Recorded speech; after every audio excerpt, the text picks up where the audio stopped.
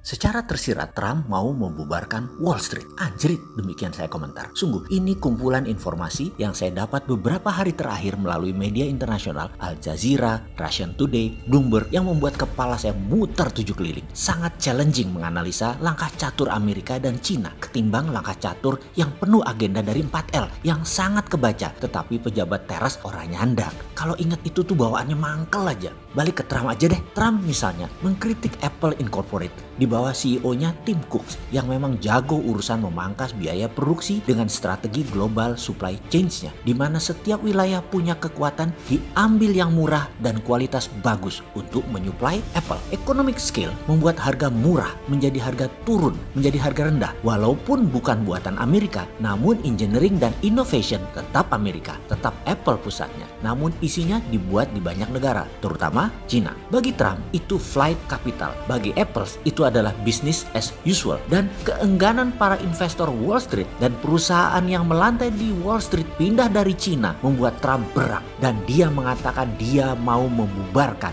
Wall Street. Itulah sedikit pelajaran mengingatkan bahwa Amerika adalah negara swasta, ekonominya dewasa, tidak terpengaruh dengan penguasaan politik. Walaupun penuh intrik, kolusi tingkat tinggi, namun dunia ekonomi dan politik di Amerika sudah pisah ranjang sejak sebelum tahun 1900. Waktu itu kekayaan Andrew Carnegie misalnya di tahun 1900-an lebih banyak uangnya dari Federal Reserve-nya Amerika. Coba bayangkan, belum lagi kekayaannya Rockefeller, JP Morgan. Kalau digabungkan jauh di atas uangnya Federal Reserve saat itu. Kita balik lagi ke sana di lain kesempatan. Setelah kita bahas How China Makes Money, di mana semua pelajaran ini adalah shadow knowledge yang harus dimiliki setiap pengelola negara. Kembali ke Trump yang lagi berang dengan Wall Street. Maka yang saya lakukan adalah collect data, kontak ke sana kemari, sampailah saya mengirimkan pesan ke sahabat saya yang juga mentor saya, seorang pensiunan bintang 2 marinir Filipina yang saat ini mungkin usianya sekitar 75 tahunan, yang juga sekarang menjadi penasehat pertahanan Presiden Filipina saat ini. Saya WA dia karena saya tahu dia pernah menjadi atase pertahanan di Amerika di masa Ronald Reagan. Mengapa saya mengingat dia? Seseorang yang sudah 4 tahunan kami tidak berkabar. Karena dari buku The Fury yang meliput Trump, saya mendapatkan kesan Trump sangat mengidolakan Presiden Ronald Reagan. Bahkan ketika dia mengatakan dulu 30 tahun sebelum jadi presiden, dia sudah klaim mau jadi presiden Amerika karena ingin meniru Ronald Reagan. Kemudian slogan kampanye Trump adalah Make America Great Again. Itu adalah slogannya Ronald Reagan. Reagan menjadi presiden karena kesalnya Amerika terhadap lemahnya Jimmy Carter yang membuat dolar terpuruk jatuh hingga 50% dan dipukulnya ekonomi Amerika karena narkoba, karena kartelnya Medellin, Pablo Escobar, dan kong kali kong dengan petinggi Panama Noriega membuat generasi muda Amerika terpapar narkoba. Layaknya COVID saat ini, layaknya ekonomi at war saat ini, narco-economic warfare dipakai untuk pukul Amerika di bawah Presiden Jimmy Carter yang diambil alih kemudian oleh Ronald Reagan. Dan Reagan melakukan 2 hal yang besar. 1, pukul Uni Soviet dan pukul Deng Xiaoping China dengan Democratic Deal-nya. Dalam 40 tahun lagi sejak saat itu, Cina berjanji akan menjadi negara demokrasi. Akan ada pemilihan langsung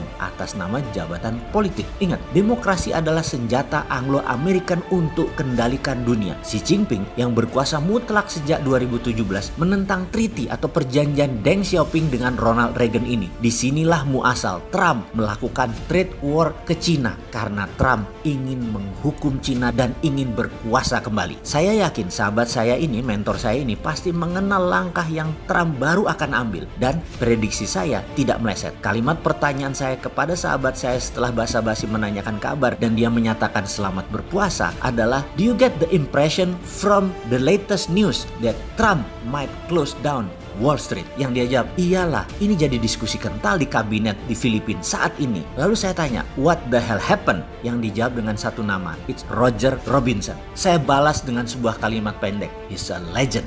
Oke, pembicaraan saya berdua setelahnya mungkin gak terlalu penting. Sekali lagi, siapalah Sontoloyo ini? Pejabat bukan, politikus bukan, pengusahanya pun masih berhutang. Di mana kerennya? Tiap hari masih nyangkul di sawah, bingung urusan THR karyawan tahun ini. Tapi pasti ada yang bertanya, siapa si legend itu? itu. Pastinya saya tidak kenal dia, tapi buku tentang dia saya baca ada kali 10 macam. Memang di buku komik Shinchan, Doraemon gak ada nama itu. Tapi buku selain komik populer tadi, seperti buku geopolitik, pasti nyamber tentang nama Roger Robinson. Dia salah satu dari 13 tim bayangan penasehat Ronald Reagan yang baru saja dipanggil oleh Donald Trump ke White House. Sama seperti penasehat Trump lainnya, Steve Bannon. Maka Roger sangat anti globalis, anti Wall Street. Nah, ini seru kalau menganalisa dunia seperti ini. Di Amerika itu ada dua mazhab ekonomi besar. Kalau mereka sekolah di Ivy League kampus, ujung-ujungnya jadi budak globalis atau menjadi globalis di Wall Street. Di luar kampus tadi, maka alumninya jadi bagian dari IMF dan World Bank yang menjadi acuan Federal Reserve dan Bank Sentral seluruh dunia, dan juga para bankers-banker financial institution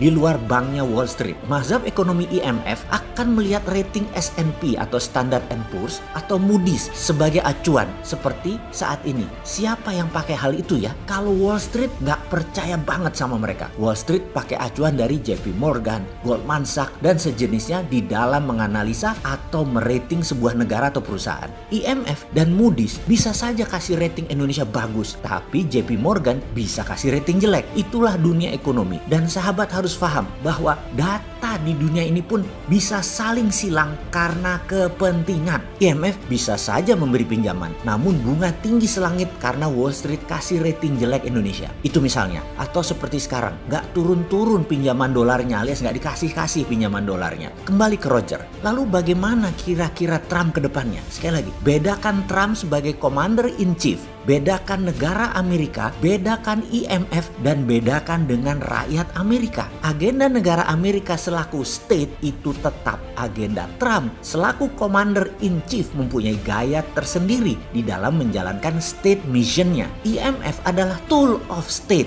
Jadi Trump bisa pakai, bisa tidak. Dan rakyat Amerika, ya rakyat terkadang nggak tahu apa yang terjadi di luar Amerika. Oleh kelakuan pembawa state missionnya Amerika, mereka nggak tahu. Mereka disibukkan dengan hip hop, American Dream, teknologi advance, freedom of speech, freedom of thinking. Itu di dalamnya. Untuk memprotek itu, Commander in Chief punya master plan berbeda-beda. Dan Trump adalah cowboy selayaknya pemimpin partai Republikan lainnya. Doyan perang, doyan bedil-bedilan. Coba saja lihat, semua perang terbanyak ya pada saat presidennya dari Partai Republik. Oke, sebentar, saya tarik nafas dulu dan menghentikan sebentar info ini. Sekarang saya sedang melihat Twitter, membaca gerakan kapal-kapal dari Pacific Ocean ke arah barat yang rapih berjajar membantu armada ke-7, ditambah pergerakan kapal dari beberapa negara Eropa dan Australia ke arah yang sama. Sengaja Kementerian Pertahanan Amerika membuka data tersebut ke publik. Detail, termasuk isinya, termasuk apa arsenalnya, termasuk armornya, armada naval tersebut.